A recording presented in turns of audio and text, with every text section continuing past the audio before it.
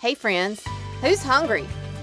Perfectly crispy golden brown Blackstone potatoes make a deliciously satisfying side dish or snack.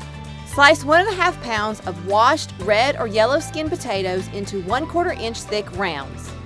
Transfer the potatoes to a plastic freezer bag, then add 2 tablespoons of vegetable oil.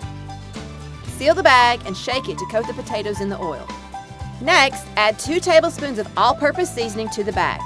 I've linked to my homemade all-purpose seasoning below, or you can use your favorite store-bought version. Once again, seal the bag and shake to coat the potatoes in the seasoning. Heat 1 to 2 tablespoons of oil on your Blackstone over medium heat. Pour the potatoes out onto the hot griddle and spread them out into an even layer. You want the surface of each potato touching the hot griddle.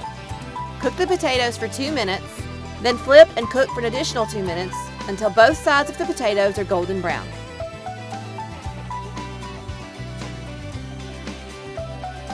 Looking for more recipes? Watch my next video and be sure to subscribe to my channel.